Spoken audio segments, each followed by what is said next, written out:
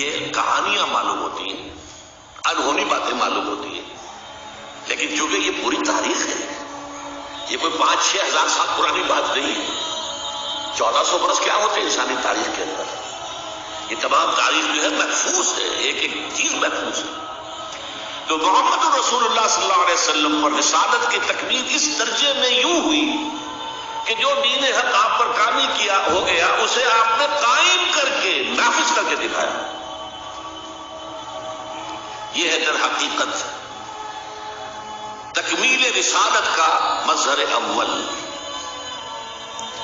Number 2، یہ بہت بڑی بات ہے، بہت بڑی بات ہے، اور سیرت کا یہ حصہ اکثر و بیشتر لوگوں کے سامنے نہیں ہے۔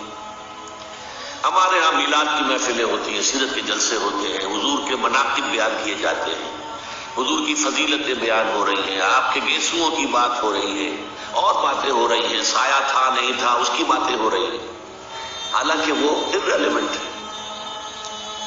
سیرت، اصل سیرت کیا ہے؟ حضور نے اللہ کے دین کو قائم کرنے کی جدوجہد خالص ہیومن لیول پر کی ہے، ہیومن لیول پر۔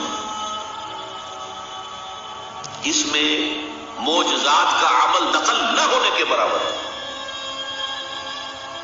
تکلیفیں جھیل کر، مسائل برداشت کر کے، فاقہ جھیل کر، زخم جھیل کر، اپنا خون زمین پر گرتا ہوا دیکھ کر، 259 اپنے جانثاروں کی لاشیں دیکھ کر، یہ مراحل طے کر کے ہی کام کیا ہے۔ ایسا نہیں ہوا بس دعا مانگی اور بیڑا پار ہو گیا، نہیں۔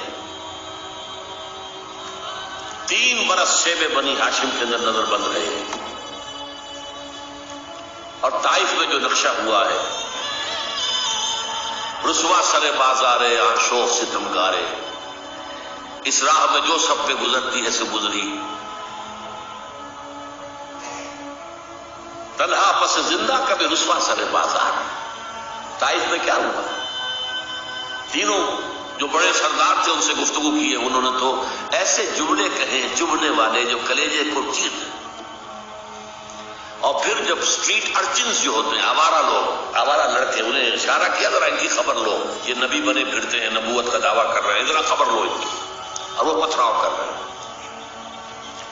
ساتھ صرف ایک ہے، حضرت زید ابن حارثہ، وہ سامنے سے آ کر روک بنتے ہیں، ڈھال بنتے ہیں، تو وہ پیچھے سے پتھر آ رہے ہیں، وہ پیچھے کی طرف سے جاتے ہیں تو آگے سے پتھر آ رہے ہیں۔ جسم لہو لہان ہو گیا، جسم کا خون بہہ کر جا کر جوتیوں میں جم گیا، غشی سی تاری ہوئی ہے، تھک کر بیٹھ گئے ہیں تو 2 گنڈے آئے ہیں، ایک نے اس بغل میں ہاتھ ڈالا، ایک نے اس بغل میں ہاتھ ڈالا، اٹھو جاؤ۔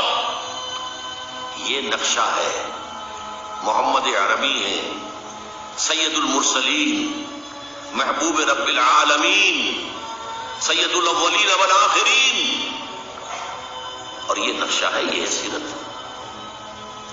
یہ کوئی بیان نہیں کرتا، کوئی بیان نہیں کرتا۔ اس تکلیف کا جو پھر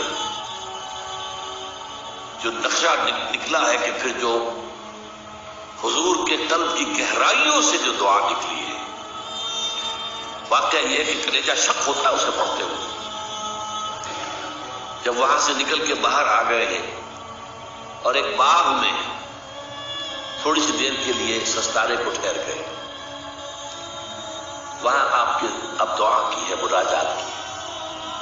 اللہم الیک اشکو ضعف قوتی وقلت حیلتی وہوانی علی الناس۔ اے اللہ تیری جناب میں فریاد لے کر آیا ہوں اپنے وسائل اور طاقت کی کمی کا، اور لوگوں کے سامنے جو رسوائی ہو رہی ہے اس کا۔ کہاں جاؤں، کس سے فریاد کروں؟ تیری ہی جناب میں فریاد لے کر آیا۔ الی من تکلنی، مجھے کس کے حوالے کر دیا؟ الی بعید یتجہمنی اور الی عدو ملکت امری، کیا دشمن کے حوالے مجھے کر دیا جو چاہے کر گزرے؟ اندازہ کیجیے کہاں سے یہ الفاظ نکل رہے ہیں۔ لیکن پھر یہ فریاد جو ہے اس کا ٹرم کیا ہے؟ ان لم یکن علی غضب فلا ابالی، پروردگار اگر تو ناراض نہیں ہے تو مجھے کوئی پرواہ نہیں، سر تسلیم خم ہے جو مزاج یار۔